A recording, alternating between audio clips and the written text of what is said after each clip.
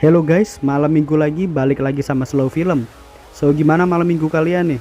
Gak ada yang ngajak keluar, gabut, mau ngapain bingung? Nah ini, Slow Film ada untuk nemenin kalian. Jadi hari ini Slow Film mau bawain alur cerita dari film Don't Look Up.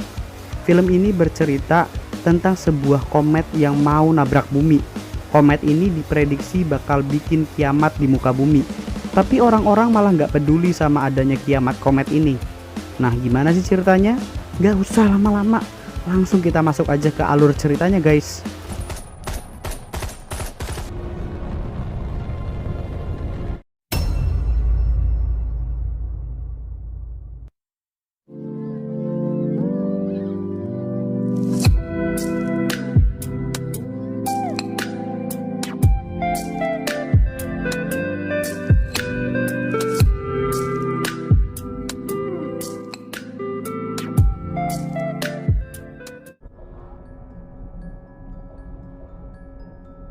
Scene dimulai dari seorang mahasiswi astronomi bernama Kate Dibiasky. Dia nggak sengaja nemuin komet baru yang berada deket sama bumi. Dosennya yang bernama Dr. Mindy pun seneng sama penemuan komet baru tersebut.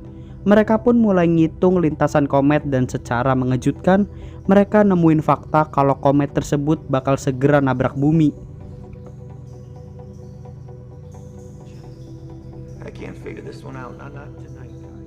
Mereka buru-buru ngehubungi NASA dan ngasih tahu kalau sebentar lagi ada komet yang bakal nabrak bumi. Dan menurut perhitungannya, komet itu bakal nabrak bumi dalam 6 bulan 14 hari. Setelah mendengar kabar tersebut, Kate dan Dr. Mindy pun langsung diberangkatkan untuk segera menuju White House. Di White House mereka pun ketemu sama Teddy. Nah si Teddy ini agen NASA yang tadi berbincang sama mereka lewat telepon. Teddy ini langsung minta izin untuk menghadap presiden. Tapi staf presiden justru minta mereka untuk nunggu karena bakal ada pesta kejutan ulang tahun untuk presiden. Mereka pun nunggu sampai berjam-jam lamanya. Tapi karena waktu udah malam, mereka malah disuruh untuk pergi dan balik lagi besok untuk ngejelasin komet itu. Besoknya mereka kembali lagi ke White House.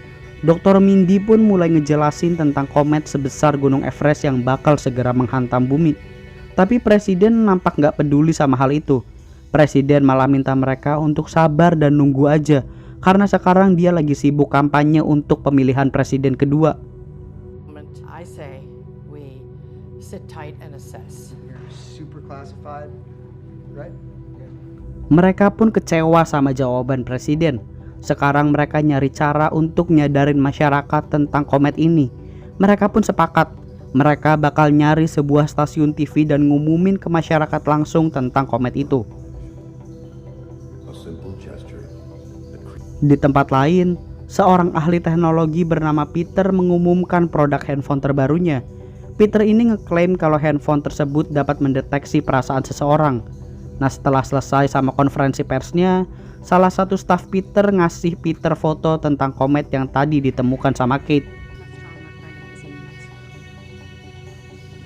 Scene kembali ke Dr. Mindy. Sekarang dia udah nemuin media yang bakal nampilin mereka dalam sebuah acara TV.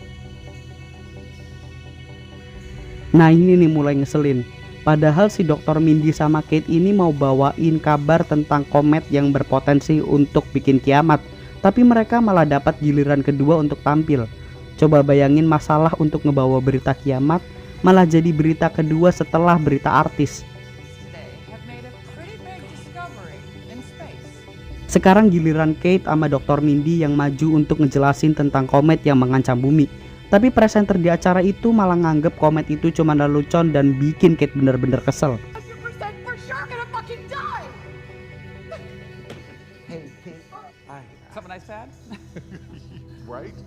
Setelah acara selesai, mereka pun ngecek tentang efek penampilan mereka di talk show tadi. Tapi ternyata respon masyarakat tentang kiamat komet yang tadi mereka sampaikan sangat rendah. Masyarakat juga nganggep kalau kiamat komet ini gak bakal terjadi. Bahkan orang-orang malah ngebikin foto meme tentang Kate karena orang-orang ngerasa Kate ini udah berlebihan tentang kiamat komet. Nah, beberapa hari kemudian, Presiden tersandung skandal dan bikin dukungan masyarakat sama dia turun. Dr. Mindy yang lagi di rumah tiba-tiba ditangkap sama FBI. Kate yang juga lagi jogging tiba-tiba disergap sama FBI. We're all gonna die. FBI, freeze! Get on your knees right now! Get on your knees! Or showed up to my apartment. Nah, ternyata penangkapan Dr. Mindy sama Kate ini atas perintah Presiden. Presiden paham kalau skandal ini bakal bikin pendukungnya turun. Jadi dia bakal pura-pura jadi pahlawan dan seriusin laporan kiamat komet dari Dr. Mindy sama Kate biar masyarakat mulai ngasih lagi dukungannya ke dia. Presiden pun bikin konferensi pers dan ngumumin secara resmi tentang komet yang lagi ngancem bumi. Presiden bilang kalau Amerika bakal luncurin beberapa roket untuk ngeledakin komet tersebut. Presiden bahkan udah nemuin orang yang bakal jadi tumbal dan rela terbang untuk ngeledakin diri di komet. Dr. Mindy ngerasa misi ini aneh, karena menurutnya mereka nggak perlu untuk ngorbanin orang untuk jalanin misi ini. Tapi menurut Presiden memang harus ada orang yang ditumbalin, biar misi ini terkesan heroik dan bener-bener bikin namanya naik lagi di masyarakat. Guys, this comet is serious. Setelah pemerintah ngumumin hal ini, Dr. Mindy pun mendadak jadi terkenal dan diundang ke beberapa stasiun TV. Dia bahkan deket sama presenter Brie dan mulai berselingkuh. Hari-hari pun berlalu, Dr. Mindy dan Brie menjadi semakin dekat.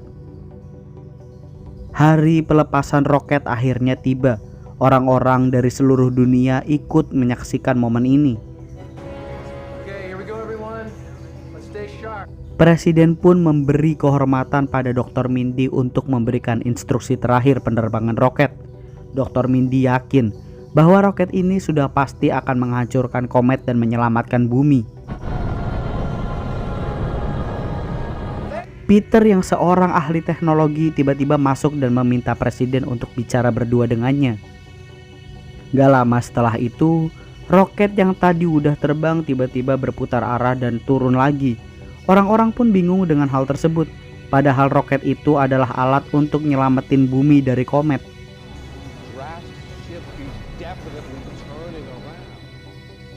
Ternyata roket tadi emang diperintahin presiden untuk berputar arah. Peter ternyata memberitahu presiden bahwa komet itu mengandung banyak material seharga 32 miliar dolar. Presiden ternyata sepakat untuk nggak ngeledakin komet itu. Dia bakal nerbangin drone untuk mecah komet itu jadi bagian-bagian kecil dan bawa bagian-bagian dari komet itu balik ke bumi. Dr. Mindy pun keberatan sama rencana itu karena drone yang bakal dipakai untuk mecahin komet belum pernah diuji dan punya kemungkinan gagal yang tinggi. Menurutnya mereka harus tetap meledakkan komet itu secepatnya. Namun orang-orang pemerintahan tetap mendukung presiden dan akan menjalankan rencana dari Peter. Dr. Mindy pun ngasih tahu Kate sama Teddy hasil dari rapat itu. Kate pun jadi marah dan teriak.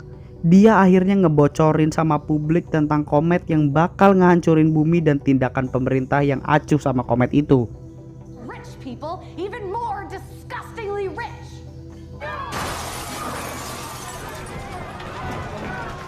Karena ucapan provokasi dari Kate, tempat itu pun langsung jadi kacau banget. Orang-orang jadi gila dan ngelakuin kerusuhan.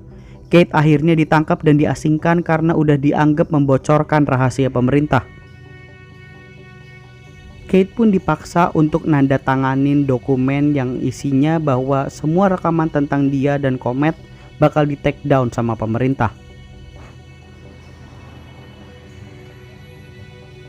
Kate ini terus pulang ke rumah orang tuanya. Tapi bahkan orang tua Kate sendiri ngusir Kate karena nganggep Kate ini cuman seorang pembuat onar. Di sisi lain, Dr. Mindy ini malah makin terkenal dan makin dekat sama presenter Brie. Sampai suatu hari, istrinya nangkep basah perselingkuhannya. Dr. Mindy nampaknya sangat menyesal dengan kesalahannya, tapi istrinya udah terlanjur kecewa dan pergi meninggalkannya.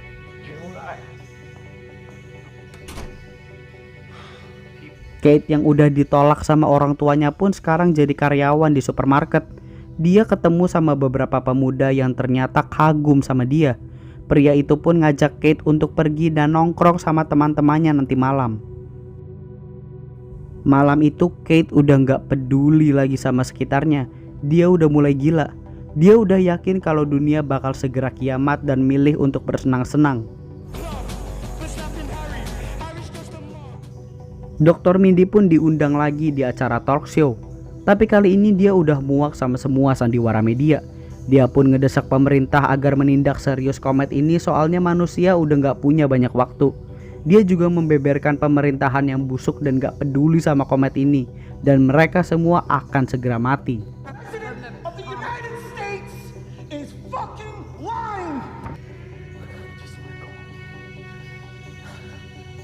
Setelah selesai meneriakan isi hatinya di talk show tersebut, Dr. Mindy pun pulang menuju rumahnya. Tapi ia sadar bahwa komet yang akan menabrak bumi udah mulai terlihat. Dia pun segera nelpon Kate dan ngabarin tentang kometnya. Orang-orang yang berada di sana juga menyaksikan komet tersebut. Mereka mulai sadar bahwa kiamat komet ini benar-benar ada.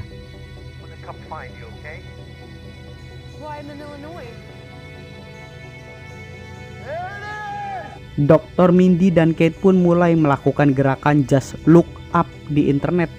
Gerakan tersebut nyuruh orang-orang untuk menatap ke langit dan menyadari bahaya dari komet ini. Pemerintah ternyata juga nggak mau kalah. Mereka mulai bikin gerakan Don't Look Up. Sama kayak judul film ini ya, Don't Look Up. Artinya jangan ngelihat ke atas dan nyerahin semua hal tentang komet ini sama pemerintah.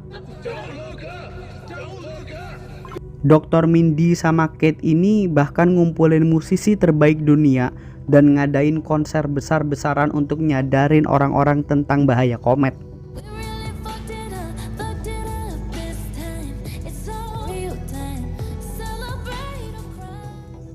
Beberapa hari kemudian Teddy dapat berita buruk. Negara yang bakal bantu mereka untuk ngeledakin komet tiba-tiba terkena masalah. Tempat tersebut meledak dan gak bisa lagi dibikin untuk tempat peluncuran roket. Jadi satu-satunya harapan yang umat manusia punya sekarang adalah dengan mengandalkan pemerintah, agar pemerintah berhasil mengirim drone dan mencegah komet jatuh ke bumi. Beberapa hari kemudian, pendukung gerakan pemerintah Don't Look Up mulai sadar bahwa rencana pemerintah adalah rencana konyol. Mereka mulai meragukan pemerintah.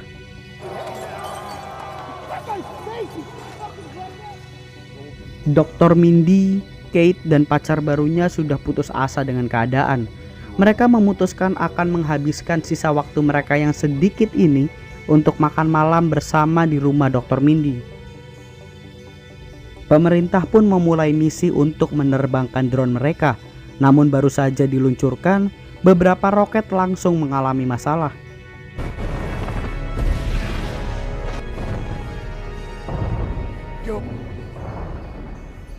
Family dinner. Hey, Dad. Hey, Dad. Hey, guys. This is Kate.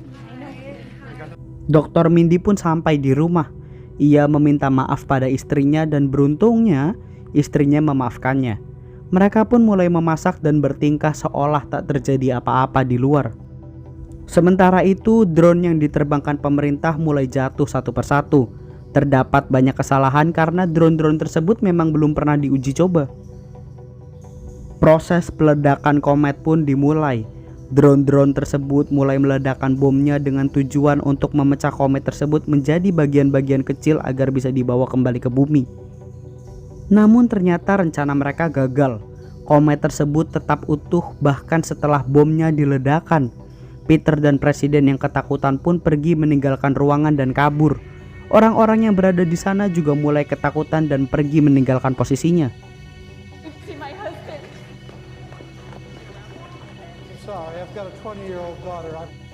Presiden kemudian menelpon Dr. Mindy dan menawarkannya untuk ikut pergi ke planet terdekat yang mirip bumi. Namun Dr. Mindy memilih untuk tetap di bumi dan meninggal bersama seluruh anggota keluarganya. Seluruh orang di bumi dapat menyaksikan meteornya dengan jelas. Ledakan pun terjadi dan membuat tsunami skala besar di seluruh dunia.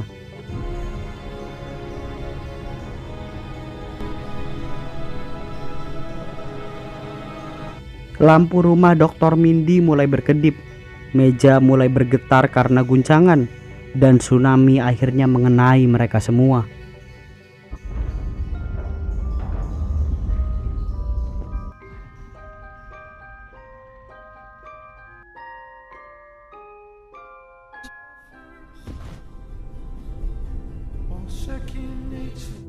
Bumi pun kini hancur dan gak bisa lagi ditinggali.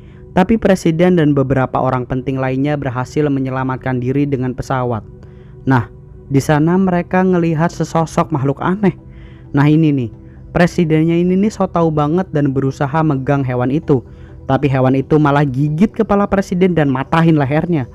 Peradaban manusia pun dimulai kembali dari planet itu.